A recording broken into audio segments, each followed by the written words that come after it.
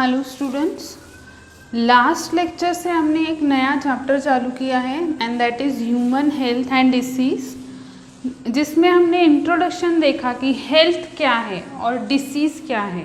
Disease कोई भी deformity मतलब डिसीज़ है, और हेल्थ मतलब हेल्दी मतलब अगर हम physically, mentally, behaviourally all around if we are happy then हम उसको बोलेंगे वी आर हेल्दी। ओके, ये हमने देखा था। अब हमने डिसीज़ में टाइप्स भी देखे थे कि जेनेटिक डिसऑर्डर हो सकता है या फिर इन्फेक्टिशियस हो सकता है। देन अगेन उसमें भी हमने देखा था congenital and then acquired. Acquired में फिर communicable and non communicable. Communicable को ही हमने इन्फेक्शन बोला है, नॉन कम्युनिकेबल को नॉन इन्फेक्टिशियस डिसीज़ बोला है। अब नॉन कम्युनिकेबल डिसीज़ में हमने क्या क्या देखा है? डेफिशिएंसी देखी है। डेफिशिएंसी हम सारे डाइजेस्टिव सिस्टम के चैप्टर में पढ़ते हैं, उसमें ही देखते हैं। कोई भी विटामिन, सारे विटामिन उसमें आएंगे तो वो हम वहाँ देखेंगे, डेफिशिएंसी इन डाइजेस्टिव सिस्टम। उसके बाद डीजनरेटिव सिस्टम हम लोकोमोशन में देखते हैं चैप्टर में, जिसमें क्योंकि वो पूरे नर्वस सिस्टम से रिलेटेड है, लोकोमोशन है। कहीं भी बॉडी में डीजनरेट होना किसी पार्ट का तो डीजनरेटिव। इसके अलावा एलर्जिक हम यहाँ देखेंगे इस चैप्टर में थोड़ा सा। कैंसर हम देखेंगे, मेंटल डिसीज को हम यहाँ टच करेंगे, एडिक्शन को भी हम देखेंगे। एडिक्शन इज ऑल्सो, बट ये सब क्या है? नॉन कम्युनिकेबल है, मतलब नॉन इन्फेक्टिशियस डिसीजेज है। मेन पर्पस क्या है? मेन हमको पहले इन्फेक्टिशियस डिसीजेज देखने हैं। सो कम्युनिकेबल डिसीज क्या है? अब हमको पता है कि पर्सन टू पर्सन स्प्रेड होना, राइट। इसमें भी हमने देखा था कि थ्रू डायरेक्ट कांटेक्ट और थ्रू किसी ऑब्जेक्ट, यहाँ थ्रू डायरेक्ट कांटेक्ट एक हमने देखा था, और इसके अलावा थ्रू कॉजिंग एजेंट देखा था। तो अब भी सपोज अगर कि कोई ए पर्सन है जिसको टीबी है, वो खड़ा है कहीं, उसके साइड में एक बी पर्सन भी खड़ा है। अब वो जो ए पर्सन है जिसको टीबी है, उसको खांसी आई, उसने खांसी दी, क्या हुआ? बैक्टीरिया निकले। साइड में जो बी पर्सन खड़ा है उसने एयर इनहेल की, बैक्टीरिया उसके अंदर गए और उसको टीबी के बैक्टीरिया उसके अंदर गए एंड उसको भी टीबी हो गया। तो यहाँ पे क्या हुआ? पर डायरेक्ट कांटेक्ट नहीं हुआ। पर्सन को टच करने की कोई ज़रूरत हुई क्या?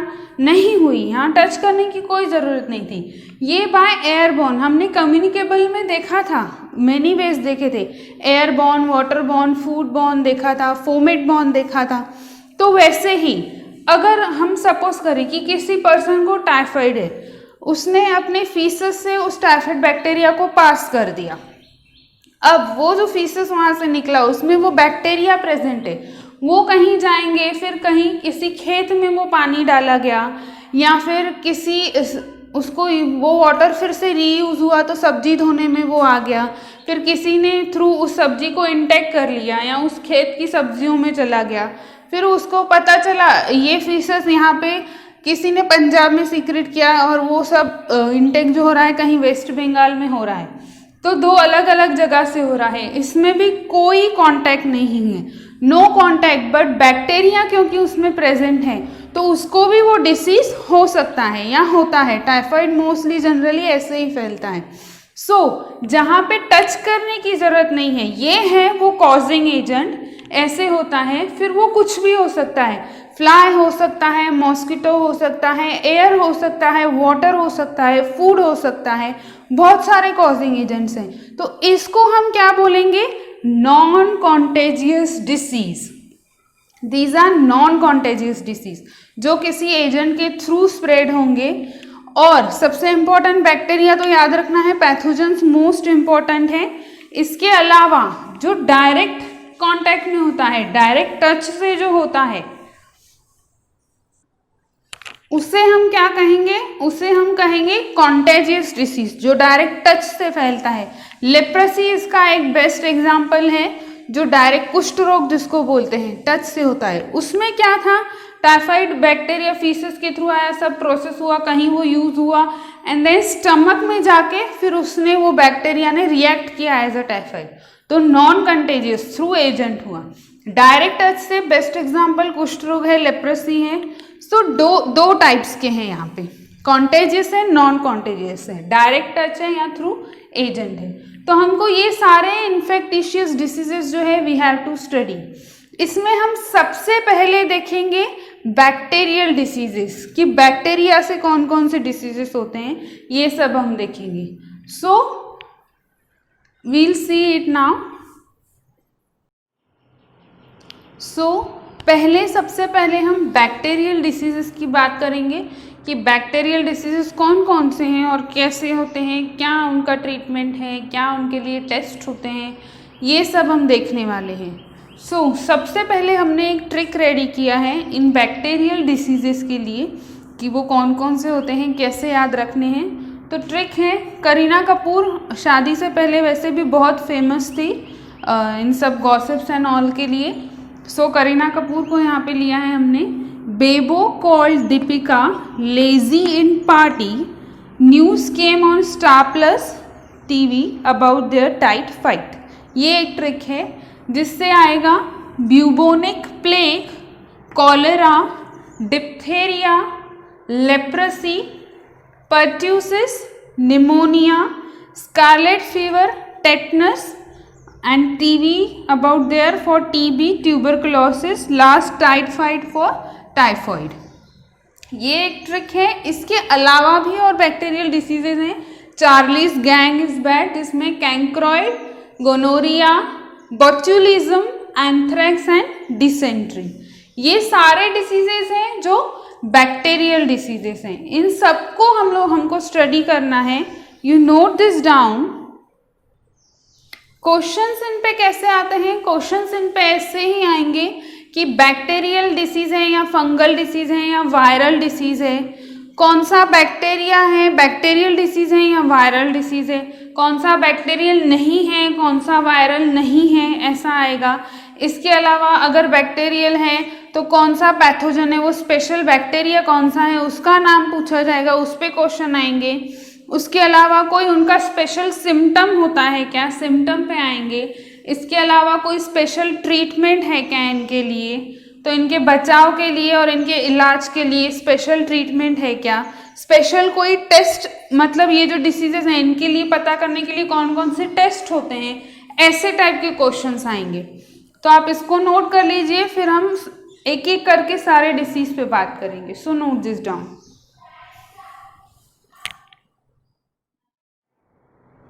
सबसे पहले हम जिस डिसीज़ की बात करेंगे वो है डिप्थेरिया। अब ध्यान से सुनिए, डिप्थेरिया क्या है। सबसे पहले तो ये किसकी वजह से होता है, जो बैक्टीरिया होता है वो कौन सा होता है, कॉर्नीबैक्टीरियम डिप्थेरी, इसको बोलते हैं। पैथोजन है, ये बैक्टीरिया है जिसकी वजह से डिप्थेरिया होता है। अब इसमें होता क्या है, माउथ टॉन्सिल्स जो है, हमारा जो गले का पार्ट है उसमें क्या होता है, एक एक्स्ट्रा सब्सटेंस की ग्रोथ होने लगती है जिसे कहते हैं सूडो मेम्ब्रेन। अब हम लोग सांस कहाँ से लेते हैं, ऐसे ही जाता है ना हमारा, माउथ, नोज, पूरा टॉन्सिल्स का पार्ट जाता है, रेस्पिरेटरी ट्रैक हमारा वहीं से है। तो उसी पार्ट में किसी सब्सटेंस की म्यूकस मेम्ब्रेन है जिसको सूडो मेम्ब्रेन बोलेंगे हम, उसकी ग्रोथ होने लगती है जिसकी वजह से सांस लेने में प्रॉब्लम होती है। सबसे इम्पॉर्टेंट है कि ये छोटे बच्चों में होती है। कितने, it affect small childrens, 1 to 5 years तक के चिल्ड्रंस को ये अफेक्ट करती है। सबसे छोटे बच्चों में ये डिसीज़ होती है। मेन प्रॉब्लम इसमें है कि सांस लेने में तकलीफ होती है, मतलब रेस्पिरेटरी ट्रैक में ये सूडो मेम्ब्रेन जो है एक एक्स्ट्रा सब्सटेंस ग्रो होने लगता है, तो उसकी वजह से सांस लेने में प्रॉब्लम होती है।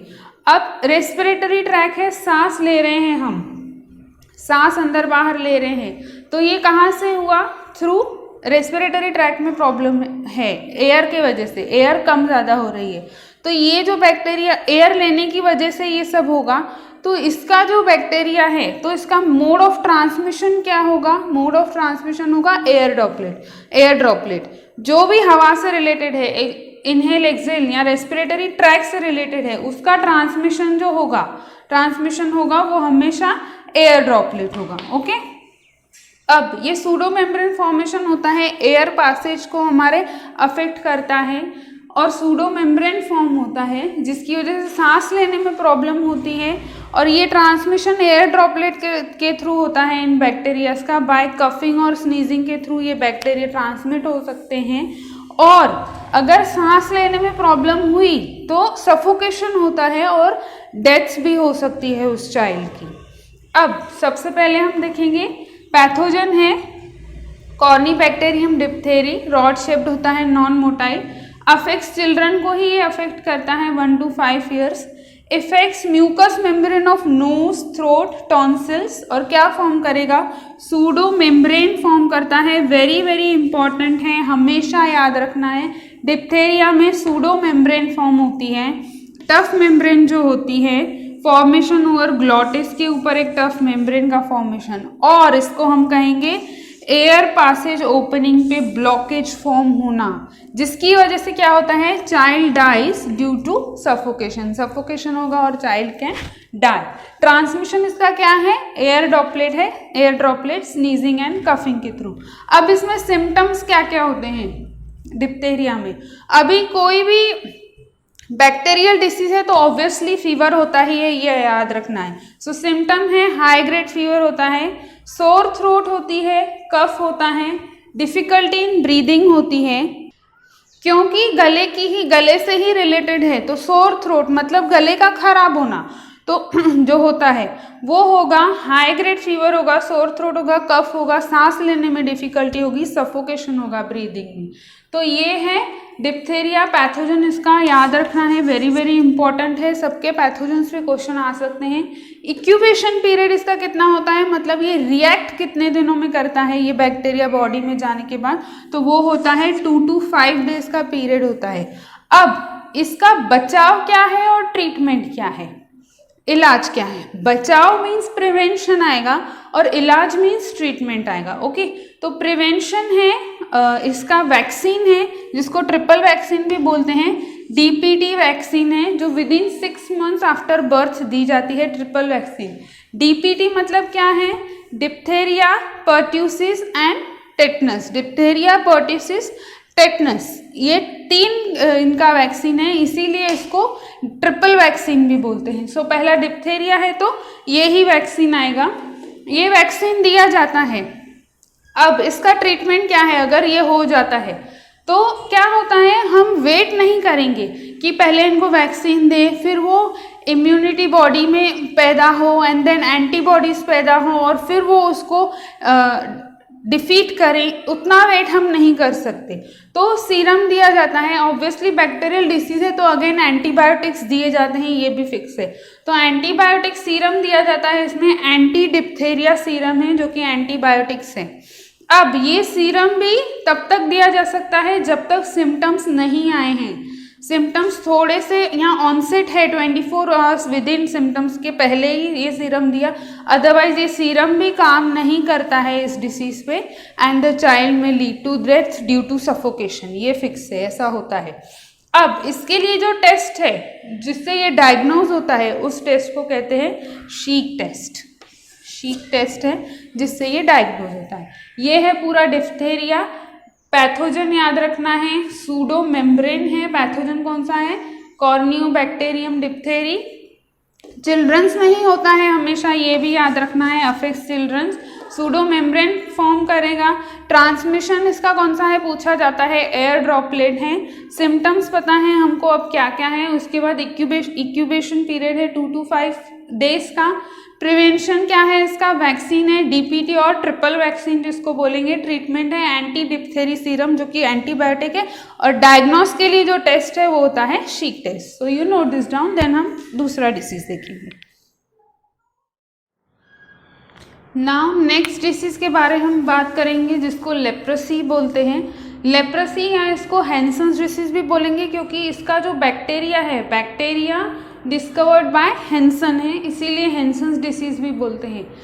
अब इसमें क्या होता है, इसको कुष्ठ रोग भी बोलते हैं। इसमें क्या होता है, पहले स्किन पे धब्बे होने लगते हैं, बहुत सारे धब्बे होने लगते हैं एंड देन धीरे धीरे करके इन पे धब्बे होने लगते हैं। धीरे धीरे क्या होता है, जो इन पे अगर हम किसी भी चीज़ का इफेक्ट करें, इफेक्ट नहीं सॉरी सेंसेशंस दें अगर, मतलब धीरे धीरे क्या होता है पेरिफेरल नर्वस सिस्टम जो है इनका वो भी डैमेज होने लगता है जहाँ जहाँ वो रिएक्ट कर रहा है।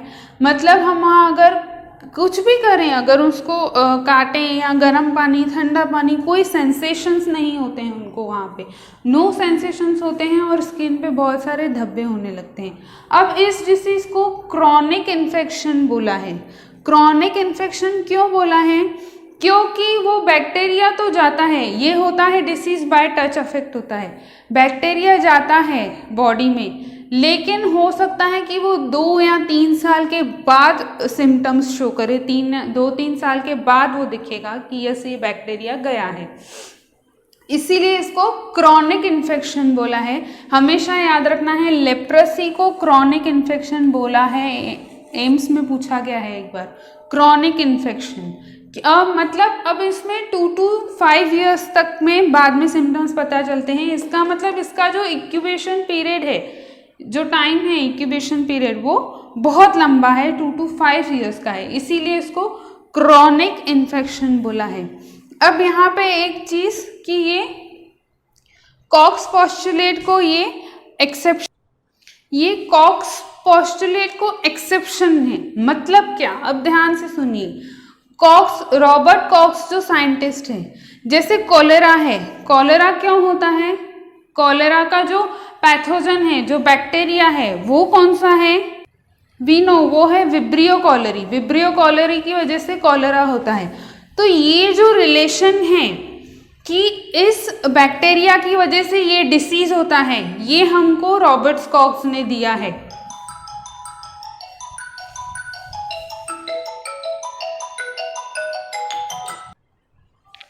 ये हमको रॉबर्ट कॉक्स ने बताया है, ये रिलेशन उन्होंने दिया है।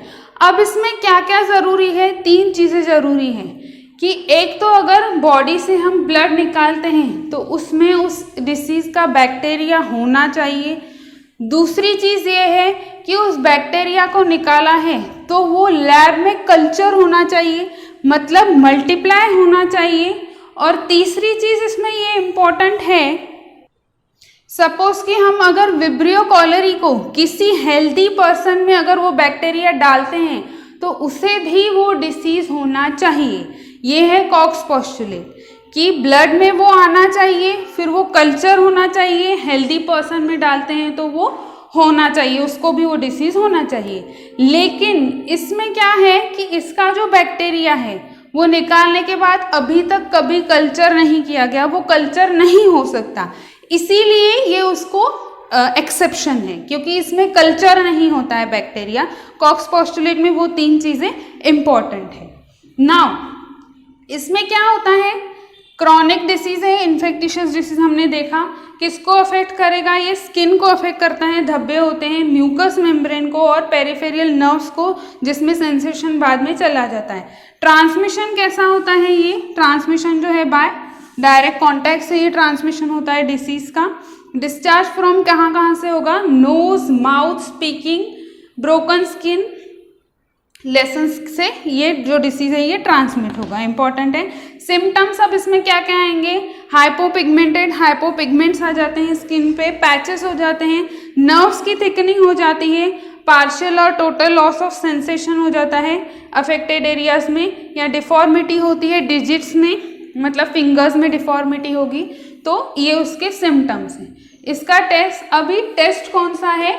तो वो है लिप्रोमिन स्किन टेस्ट जो होता है, उससे हम इसको टेस्ट कर सकते हैं। ट्रीटमेंट इसके लिए क्या है? अगेन एंटीबायोटिक आएगा, डेप्सन या DDS याद रखना है, मल्टी ड्रग थेरेपी एंटीबायोटिक ही है, नहीं भी याद रखा तो चलेगा। डिस्कवर्ड बाय हेंसन्स, इंपॉर्टेंट है। और एंटी लेप्रेसी डे जो है वो उसको कौन सा बोलते हैं? लास्ट संडे ऑफ जनवरी को एंटी लेप्रेसी डे बोलते हैं। ये है leprosy, you note this down, then will see further. Now next disease की हम बात करें तो वो है पर्ट्यूसिस या वूपिंग कफ भी बोला है इसको। ये क्या है? पैथोजन इसका कौन सा है? ब्रोडेटेला पर्ट्यूसिस। अब ये भी डिप्थेरिया के जैसा ही है, चिल्ड्रंस को ही अफेक्ट करेगा। ये कोई सूडो मेम्ब्रेन फॉर्म नहीं करेगा, बट ये भी सफोकेशन में प्रॉब्लम दिलाएगा। रेस्पिरेटरी ट्रैक में इसमें भी प्रॉब्लम होगी, एयर लेने में, सांस लेने में प्रॉब्लम होगी बच्चों को। फिर से एयर का ही, सांस लेने का रेस्पिरेटरी ट्रैक का ही है, तो ट्रांसमिशन जो होगा वो कैसा होगा, एयर ड्रॉपलेट से होगा। किसको इफेक्ट करेगा, ये रेस्पिरेटरी पैसेज को ही अफेक्ट करेगा, जिसकी वजह से क्या होगा, सफोकेशन होगा, अगेन डेथ हो सकती है चाइल्ड की। सिम्टम्स इसमें क्या क्या है, सीवियर कफ हो सकता है। अब यहाँ पे एक चीज़, ये तो डिप्थेरिया जैसा ही है, सूडो मेम्ब्रेन फॉर्म नहीं कर रहा है, बट इसकी एक स्पेशलिटी है जिसकी वजह से इसको वूपिंग कफ भी बोला गया है, नामकरण किया गया है। पर्ट्यूसिस तो बिकॉज बैक्टीरिया ही है, ब्रोडेटेला पर्ट्यूसिस है, इसीलिए पर्ट्यूसिस दिया गया है। वूपिंग कफ क्यों बोला है, वूपिंग कफ मतलब यहाँ पे आता है काली खांसी। मतलब इसमें क्या होता है, जब बच्चा सांस इनहेल करेगा, O2 इनहेल करेगा, तब विथ एवरी इनहेलेशन एक कौवे जैसी आवाज आती है, सांस लेगा करके आवाज आएगी, विथ एवरी इनहेलेशन वो आवाज आती है उस बच्चे में, जिसकी वजह से सांस लेने में उसको प्रॉब्लम होती है, जिसकी वजह से सफोकेशन क्रिएट होता है, जिसकी वजह से उसको वूपिंग कफ नाम दिया गया है। सो सीवियर कफ होता है विथ शार्प वूप, मतलब इंटेंस साउंड क्रिएट होता है जब वो इनहेल करेगा। जनरली अस्थमा पेशेंट में जब वो एक्सहेल करता है तो साउंड आता है, इन वूपिंग कफ और इन पर्ट्यूसिस जब इनहेल करेगा तब साउंड आएगा। फीवर होता है और ब्रीथलेस फील होगा, सफोकेशन फील होगा, तो ये है पर्ट्यूसिस, जिसको वूपिंग कफ भी बोलते हैं। प्रिवेंशन इसका अगेन वही डीपीटी वैक्सीन है, डिप्थेरिया पर्ट्यूसिस टिटनस जो हमने देखा, ट्रिपल वैक्सीन, वो इसमें ही आएगी। सो ये है पर्ट्यूसिस। नेक्स्ट हम बात करेंगे निमोनिया की। अब एक चीज़ याद रखना, इसके लिए प्रिवेंशन है, ट्रीटमेंट नहीं है। कोई भी सिर्फ 3 बैक्टीरियल डिसीज के लिए ट्रीटमेंट एंटीबायोटिक्स हैं, बाकी किसी के लिए भी नहीं है। एक तो डिप्थेरिया के लिए है, दूसरा टेटनस के लिए, और स्नेक विलियम मतलब स्नेक के काटने के लिए, उनके लिए ही एंटीबायोटिक्स है। बाकी बैक्टीरियल डिसीज के लिए वैक्सीन हैं, एंटीबायोटिक्स नहीं है। सो अब हम बात करें निमोनिया की, तो निमोनिया कैसे होता है, ऐसे तो इसमें बहुत सारे बैक्टीरिया निमोनिया कॉज कर सकते हैं, बट हम जो मेन पैथोजेंस याद रखेंगे वो है Streptococcus pneumoniae and Haemophilus influenzae. हमेशा याद रखना है, बहुत बहुत बहुत इंपॉर्टेंट है। ये क्या होता है, अब ये भी रेस्पिरेटरी ट्रैक को ही अफेक्ट करता है।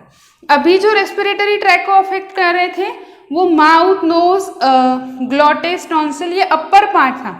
अब क्योंकि इसमें लंग्स इन्वॉल्व हैं तो इसमें जो रेस्पिरेटरी ट्रैक आएगा वो लोअर आएगा, ये भी याद रखना, पूछा जाता है। पर्ट्यूसिस और डिप्थेरिया में अपर रेस्पिरेटरी ट्रैक्ट, इसमें जो आता है रेस्पिरेटरी ट्रैक वो लोअर रेस्पिरेटरी ट्रैक्ट आता है। इसमें क्या होता है, नाउ वी नो लंग्स में, एल्वियोलाई में, सपोज ऐसे ये है एल्वियोलाई है, जनरली क्या होता है, यहाँ से पल्मोनरी आर्टरी जाती है जो डीऑक्सीजनेटेड ब्लड लेके जाती है। यहाँ से एयर, बहुत सारी एयर होती है, डीऑक्सीजनेटेड ब्लड लेके जा रही है, फिर यहाँ पे वो CO2 रिलीज कर देती है और O2 यहाँ से अंदर जाता है, तो बहुत सारा मतलब ऑक्सीजनेटेड ब्लड हो जाता है, तो एयर पास हो रही है। मतलब इस लंग के एल्वियोलाई में क्या है, बहुत सारी एयर भरी हुई है ना, यहाँ पे एयर है, फिर ये ब्लड है। तो यहाँ पे क्या होता है, जब निमोनिया होता है तो इस एयर की जगह पे बहुत सारा फ्लूइड भर जाता है। यहाँ पे फ्लूइड भरने की वजह से क्या होता है, एयर इनहेल और एक्सहेल होने में प्रॉब्लम होती है। ऐसे ये रेस्पिरेटरी ट्रैक को अफेक्ट करेगा, सांस अंदर आने में, बाहर निकलने में प्रॉब्लम होती है, CO2 निकलने में प्रॉब्लम होती है, O2 अंदर ज़्यादा से ज़्यादा लेने में प्रॉब्लम होती है, क्योंकि फ्लूइड पूरा भरा हुआ है यहाँ पे एयर की जगह पे। जिसकी वजह से क्या होता है, इसकी वजह से डिजिट्स जो हैं, मतलब हमारे फिंगर्स जो हैं, नेल्स हैं, इसके अलावा लिप्स जो हैं, ये क्या होता है, CO2 कैसा होता है, CO2 ब्लू इन कलर होता है। तो मोर CO2, क्योंकि बाहर नहीं निकल पा रहा है तो बहुत सारा CO2 अंदर ही है, तो क्या होता है, फिंगर्स, लिप्स ये ब्लूइश हो जाते हैं, ब्लू कलर के टर्न होना स्टार्ट हो जाते हैं। इसके अलावा रेस्पिरेटरी ट्रैक की वजह से होता है, तो ट्रांसमिशन कैसा आएगा, बहुत सारा O2 हो जाएगा, तो क्या होगा, उसको बोलेंगे हाइपोक्सिया। अगर बहुत सारा कॉम्प्रोमाइज़ करना पड़ रहा है, बहुत सारा O2 है, नहीं आ रहा है, बहुत सारा CO2 अंदर भरा हुआ, तो उसको बोलेंगे हाइपरकेनिया बोलेंगे। और जो ब्लूइश टर्न हो रहा है, ब्लूइश कलर का, उसको साइनोसिस बोलते हैं। सो पैथोजन हमेशा याद रखना है, स्ट्रेप्टोकोकस निमोनिया, हेमोफिलस इन्फ्लुएंजी, ये अफेक्ट करेगा एल्वियोलाई ब्रोंकियाई ऑफ लंग, मतलब लोअर रेस्पिरेटरी ट्रैक को अफेक्ट करेगा। क्या हो जाएगा इसमें, फ्लूइड फील्ड हो जाता है, सीवियर प्रॉब्लम होती है in respiration, incubation period 1 to 3 days का होता है। ट्रांसमिशन कैसा होगा, एयर ड्रॉपलेट से, या फिर और एक चीज़ है इसमें, sharing glasses and utensils with infectious person, infected person के साथ अगर यूटेंसिल्स शेयर किए देन ऑल्सो पॉसिबल है। सिम्टम्स इसके आएंगे, फीवर, कफ, वीकनेस होगा, difficult in breathe main important है। इसके अलावा सीवियर केसेस में ब्लूइश टर्न हो जाता है, lips and fingers turns grey to bluish, जिसको क्या बोलते हैं, साइनोसिस बोलते हैं, हमेशा याद रखना है, वेरी इंपॉर्टेंट है साइनोसिस। प्रिवेंशन इसका क्या है, वैक्सीन है इसके लिए, निमोनोकोकल वैक्सीन है, HIV। ट्रीटमेंट इसके लिए भी अगेन एंटीबायोटिक्स है इसके लिए। सो ये है pneumonia, you note this down. आगे हम नेक्स्ट लेक्चर में कंटिन्यू करेंगे।